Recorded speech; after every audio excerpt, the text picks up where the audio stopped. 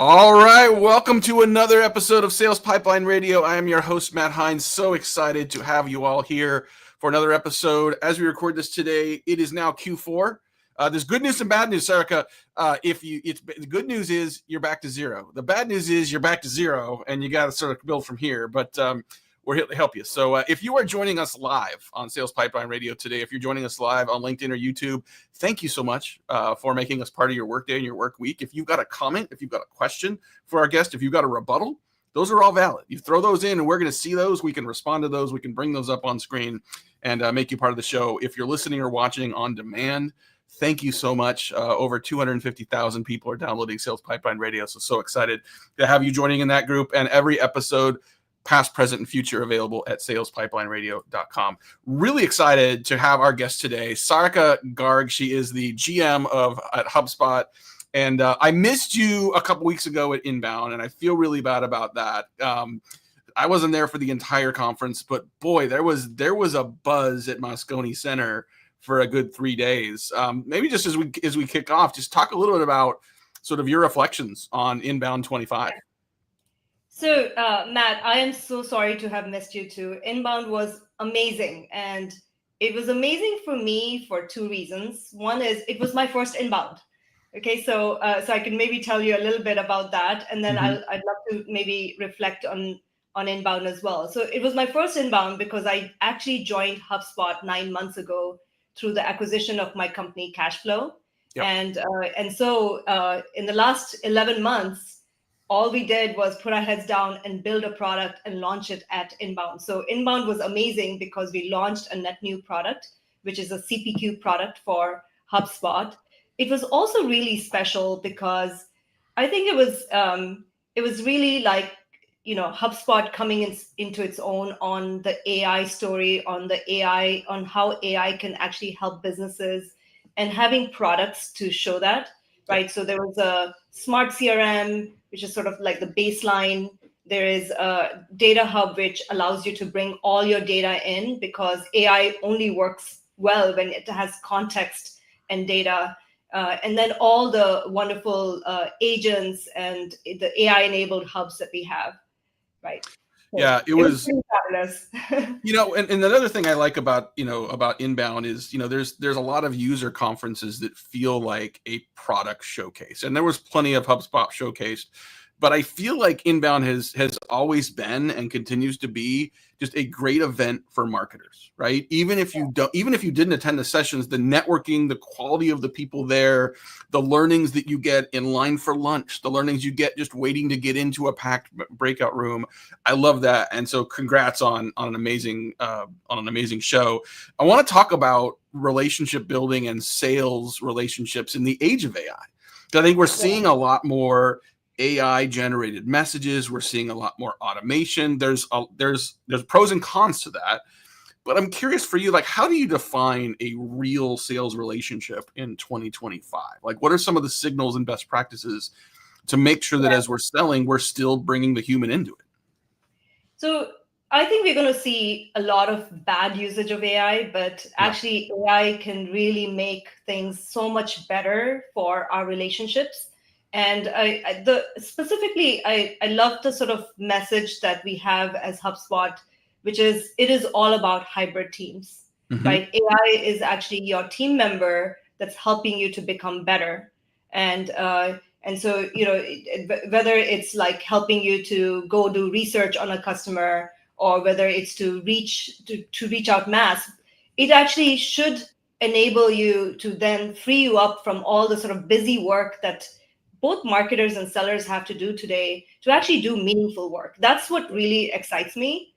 And, in the CPQ launch that we did, we really focused on that too. Mm-hmm. Right? Yeah, I mean, I think about all the things that you have to do as a seller to be successful. And I can't remember who did it a couple of years ago. It might have been Google, it might have been Salesforce. Someone did the math and said the typical seller spends about 25% of their day actually selling, right? So literally 3/4 of their time is spent getting ready to sell. It's writing proposal, it's researching prospects, it's figuring out who to call and what to say. And there's so much of that work that now with the right rules and governance can be automated and been done for the sellers. And I think it's gonna create the opportunity for us to be more human, more valuable in the process, and allow the sellers to be more successful as well. So Matt, as a business owner, I actually had to market myself. I had to sell myself. I had to do everything. So I sort of like very inherently understand the pain of being, especially a seller, is really, really hard, because so much of what you do is the sort of 75% of the manual tasks. Yeah. And actually things are becoming also tougher, right? And maybe, I know you like stats. So here's one stat, which is really interesting. 72% of B2B deals, B2B sellers say that the buyer journey is becoming more complex. That means there are more people on the buyer side that they need to convince. There are more gates that they need to overcome. And half the time, the seller becomes a project manager who's just trying to manage all these strings of conversations. And I think I like to think of this as we're living in this weird paradox world where in some areas we have seen this being overcome. So, I mean, you were in San Francisco, you probably rode a Waymo, and we have self-driving cars now, and it works, and it's amazing. And yet, when you're buying some piece of software, it's all this email back and forth, and sometimes you're using PDFs, and PDFs is not automation. PDFs is not agentic in any way. No. And so you get these PDFs that go out of sync because you have so many people on the other side. I actually spent a lot of my time sitting in back rooms talking to customers and partners. I had this one customer, they said, do you want to see what our quotes look like? And they opened up an Excel sheet and they had line item out of line item. And basically the seller literally uses that to share with the customer. And it was really, really difficult to watch some of this. It was a surprisingly short number of years ago, and this was in a sort of a mining and manufacturing company, when the head of sales said, would you like to see my database? And I said, sure. He went and brought me a shoebox. So, I mean, so that's worse than what you just talked about. But I think like when we think about the systems we need to support us as sellers, like you gave that great stat around sort of how complex the buying journey has become. I hear a lot of sellers talk about the complexity of their own selling process, the project management they have to do internally to get a proposal reviewed and get legal involved in procurement and all the things it takes to orchestrate the seller and the buyer side. It just speaks to how important it is to have the systems that understand that complexity and can make it more powerful for the sellers to do what they need to do. True. We need smarter systems, right? Yeah. So one of our thoughts is, you mentioned that sellers spend so much time writing a proposal. Well, every seller I've ever met, they're not really great at creating proposals. They're actually great at building relationships or solving for the customer. So why do we expect them to create that proposal? Why couldn't we actually listen to or have their call recordings, like unstructured data or data that's been exchanged between the seller and the buyer in emails, actually help generate that proposal? With AI, you can actually do that.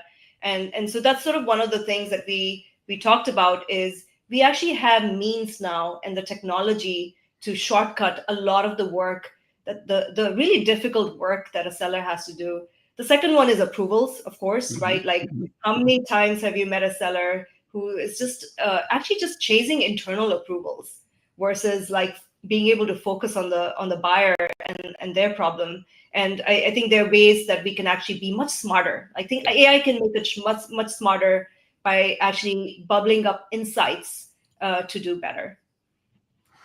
Talking today on Sales Pipeline Radio with Sarika Garg. She is the GM and VP of Commerce Hub at HubSpot. Let's talk a little bit about inbound, talking about systems and needing smarter systems. And I do feel like I've had a couple CMOs tell me this, that they feel like we're in a bit of this trough of disillusionment in AI adoption.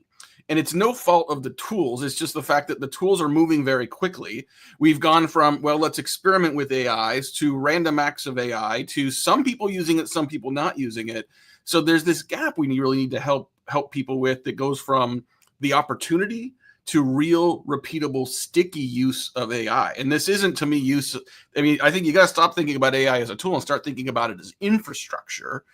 that mostly is working on your behalf to help you decide what to do next. Are you seeing any evidence of that gap as well? And sort of what are some of your best practices and advice for companies and leaders to sort of bridge that and to better leverage the tools? I think it's very difficult right now to be a seller or a marketer, or even any human being, because things are changing so fast and it's really hard to keep up with it. Mm-hmm. And I think what we are trying to do is make sure we can be really good partners in explaining how to leverage AI to be your partner to be better, right? And there are parts where it's more of an assistant, and there are parts where it can actually take over whole jobs, right? And if I really take the example of the context that I live in, I talked about this creation of a proposal without you having to have a cold start problem of starting from scratch, Yeah. right? Or actually being able to manipulate that proposal with an assistant on the side. That's a typical example of an assistant. But we also built something which was much more agentic in nature, which is basically like free form. It can sort of work on its own and is almost doing the job of like a mini helper, Mm-hmm. or a mini person that can work for you. And the example of that I can give you is when we share the proposal or the quote with a customer, we actually have an agent that's attached to that quote. So every customer has many questions, right? Some of these questions are, how are you a best fit for my problem that I have? But then there are other questions like, what are the terms? What is the renewal terms? What is your payment policies? Right. These are give me some more descriptions of your product. These are very repeatable questions, which oftentimes the seller actually is not very good at, because they actually are not experts in that. Right. And this is where I feel this is a very good example of where AI can actually help to answer some of those questions. Yep. Right? And it can actually work 24 hours, which the seller does not work 24 hours. Right. So to me, this is the way to think about AI. How can it help you on things that you're not actually the best at? Yeah. Right. Well, and I think about how much time it takes to coordinate a seller, having that technical conversation, finding a sales engineer, getting them involved in the conversation to answer those technical questions. I mean, I think about the role of agents in that, where you talked about procurement, you talked about legal review, you talked about sort of we talked about the technical questions in the sales engineer side. I mean, these are all opportunities to have agents that, just to your point, that are 24/7, that are at the prospects and the seller's disposal. And that gets to be a pretty exciting thing. Like, I think we're pretty far away in enterprise from having robots sell to robots, but having robots intimately involved in parts of the process to give greater confidence to the buyer and the seller feels not only achievable, but feels like that could be a sooner versus later opportunity. Yeah. So, in my role, I try to spend as much time as I can with sellers and sales leaders. So I was actually talking to Matt Stone, who actually runs our whole mid-market sales team. And I asked him, do you think we could actually have an agent for smaller deals as well as larger deals? Like, think of like $1 million deal, a 500K, 100K deal, 30K deal, or $1,000. And he said there is no reason for the seller to not have an agent that can actually help answer repeatable questions that actually are in some knowledge base, Right. or is in terms or something like that. So we're seeing this sort of a pull now from sellers saying, hey, we actually could use these tools because it will help us to focus on the relationship and on the problem solving. Yeah. All right, so we're getting close to out of time. I've got 2 lightning round questions I want to throw at you here to have a little fun. The first one is around sales metrics. What is an overrated metric and what is an underrated metric? I'll give you my personal take. I love the quote to close metric, Yes. which I think is totally underrated. Yep. And I think it is actually really, really important, because I can see how this is where deals stall, and for no particular reason. Yep. Like my whole thing is time kills deals, move fast, right? Yep. Overrated. I'm not sure. Yeah. What's yours? Mine is the marketing qualified lead. I mean, Okay. especially like in the traditional sort of lead-based model. I mean, I think there's a lot of value in defining a consistent, like, what is a qualified lead that's like the right person, right company. I just think it's become a vanity metric for so many companies, right? They just want it to be up into the night and it become up into the right, and it becomes just not valuable at all. And so just begin, then you end up with, you take those into a board meeting, it becomes success theater, jazz hands, look what we're doing, and it's not tied to revenue. So that's, I get on a high horse on that one. Okay, last question for you then. We've been talking a lot about sort of AI's role in helping sellers build relationships. What's something like, it's the beginning of Q4, what's one process improvement or experiment that teams could try this quarter to start to make some progress?